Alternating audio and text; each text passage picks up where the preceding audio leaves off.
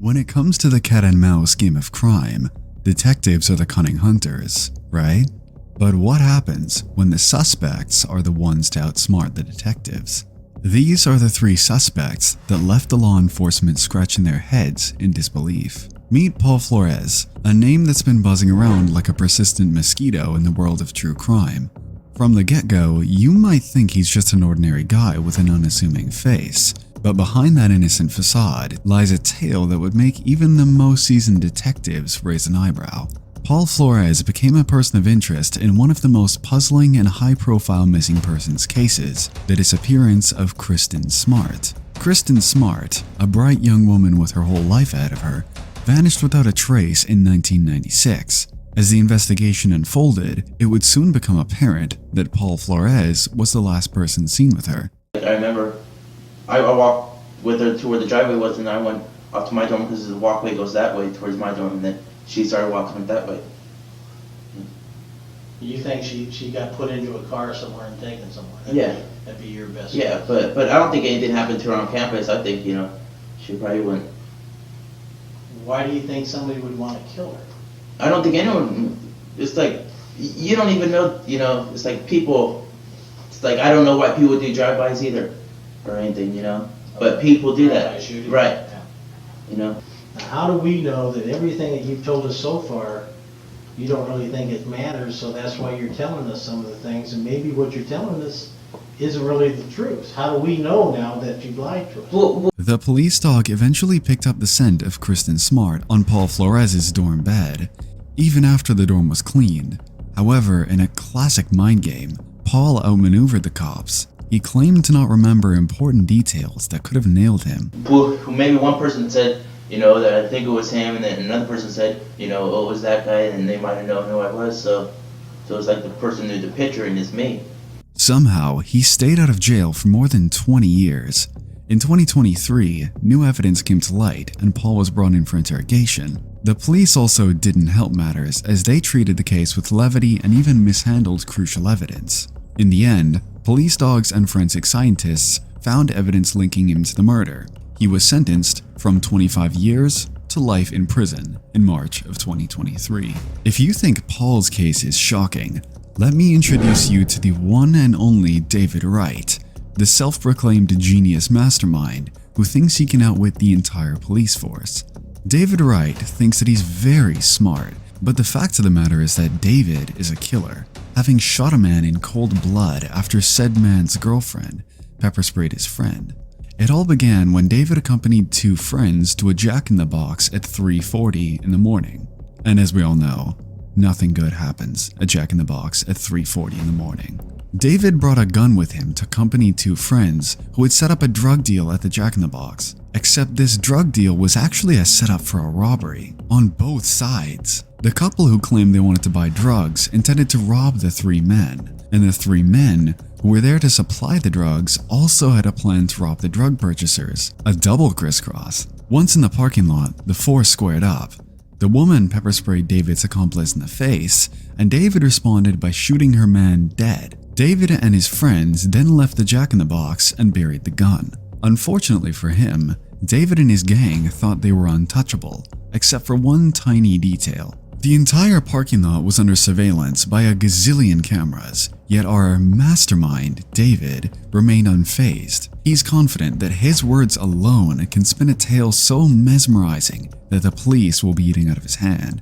They're not looking out for you. So you believe somebody that's going to tell you that somebody else did something to save their own ass. I've been out of jail for all of a week and a half. I've spent almost every minute of it with my girlfriend. So, as for did I plan to kill anybody, did I kill anybody? No.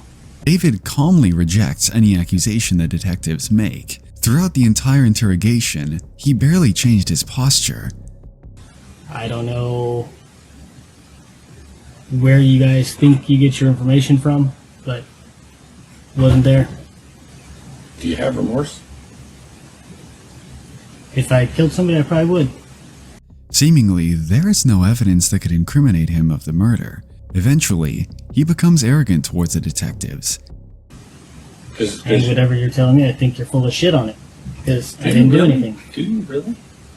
You know that there's cameras at 7-Eleven, or I keep saying 7-Eleven, at Jack in the Box. You know that. Logically, if you're gonna fucking call me a liar, there's no point in me saying anything. as he clearly thinks he can outsmart them. Because it's not even a question that you did it. So, Well, if it was a question, or wasn't a question, you wouldn't be sitting here trying to get me to admit to something I didn't do. I would, because it's the right thing to do. Unfortunately for David, he became too focused on showcasing his self-proclaimed high IQ, and he got lost in his own stories. To be honest with you, that's unlikely, but I'm open-minded to it. I've been surprised before. I'll be honest, I was surprised in this case. Already. So, Not as surprised as I am.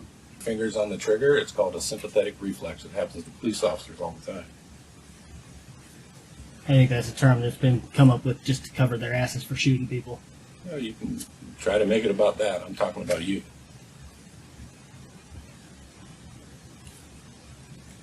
I wouldn't know. Never shot anybody. You asked where I was Saturday night, Sunday morning. I did. Yeah. So, Sunday morning, late Saturday night, Yeah. doesn't cover 8 or 9 o'clock in the evening. He was facing an experienced detective who eventually managed to catch him off guard. I'm not saying I don't care about him. I'm saying that you're talking to the wrong guy. Why? Because I didn't do shit. That's And not, I think that... that's not what innocent people say. innocent people that actually give a fuck. So you're at the Starbucks on 75th? Earlier in the evening, yeah. Like 8 or 9 o'clock, something like that. Well, that's not home. Did you lie to me? Can I don't even get a smile out of that one? I didn't get you on that one? I feel like I got you on that. Okay. Were you in a car? You're on foot? I rode my bicycle. To 75th? Then how'd you get home? I got a ride from her with my bicycle in the back of her SUV. So there was a car. Did I get you there? I feel like I got you there too. In the end, David was convicted and sentenced to 40 years in prison, teaching us all a lesson that stoic behavior and extensive vocabulary is worth nothing if used by a dummy. Our next suspect is the exact opposite. The legendary Jeff Pearson, an ordinary man and former heroin addict whose demeanor can hardly be described as sophisticated, yet he was able to avoid jail time using his inner genius while going through a heroin withdrawal during the questioning. Jeff was brought in as a suspect in an armed robbery at a local 7-Eleven.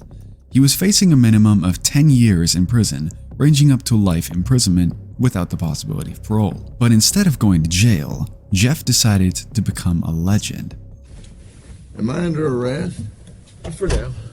I'm under arrest? Yeah, I'll explain everything, but before I explain myself to you, before we talk to each other, I need to read your rights, okay? What am I under arrest for?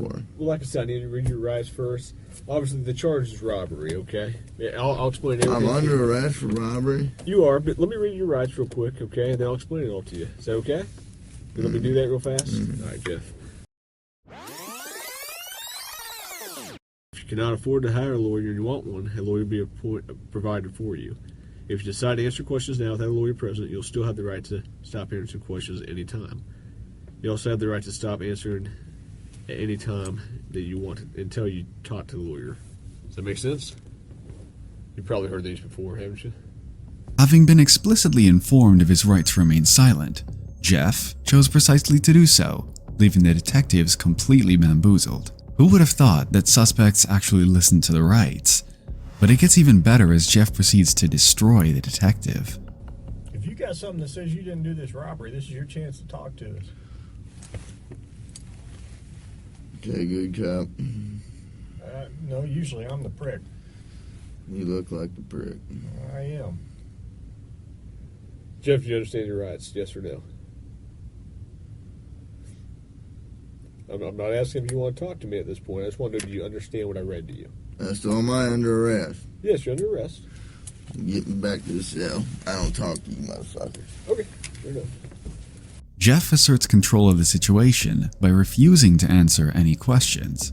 The desperate detective even brought him a can of Coke, hoping this little bribe would convince Jeff to cooperate. As it turns out, this was an extremely naive move. Look, here's the deal. Either you're in a bad set of circumstances or you went and committed an armed robbery last night. Yeah, Right. I'm in a shitty, wrong place at wrong time, obviously. I didn't commit no fucking armed robbery. All right, then let's talk about this. Let's I not don't have keep nothing. up I the don't act. talk to the police, man. I think it's in your best interest to. Man. How? I don't talk to you're the sitting police. Here, okay. I've been through the system, buddy. I know how I know it you works. have. I know you have. You're Jeff. not my friend. I'm not your friend. You're trying to fucking get me. You're No, trying I'm not trying to get all you. you're trying to get is some fucking stupid ass fucking confession, and you're not gonna get one. Jeff, I'm not going to get a 'Cause- confession out of you for nothing. Exactly, because I And didn't I'm do not nothing. trying to get a confession out of you. Okay, I'm gonna tell you, I didn't commit no armed robbery, and y'all ain't got no fucking evidence saying I did. Let me go. All you did is find me sitting in my buddy's house because my fucking buddy's dog's going ape shit. I go outside, there are cops everywhere, and they spotlight me. They say, "Come here." I said, "What's up?" They search me. They ain't Hang find on. nothing. What's Let up? me read this. No, before- Yes. because I'm not gonna sign it. You don't have to sign it, but let me read it for you, okay? But now you've handcuffed me, and I can't talk to you because you asked for an Well, attorney. right. So, okay, that's fine. But I will tell you right now, you're still on a hold for a robbery. I know. I don't know why. I need a fucking lawyer because obviously I didn't do nothing. And obviously you guys know I didn't do nothing because I've been arrested for the same bullshit before and you guys don't interview me this much. Jeff denied any wrongdoing and maintained his cool even throughout experiencing addiction withdrawal, which eventually led to his release. No, Yeah. that the only reason I came up here is to get a fucking Coke. Okay. And I got it. But now I want a Butterfinger. But that's not going to happen for a while. What, the Butterfinger? Yeah. Why not?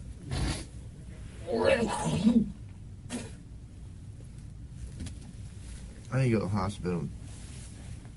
I'm coughing up blood.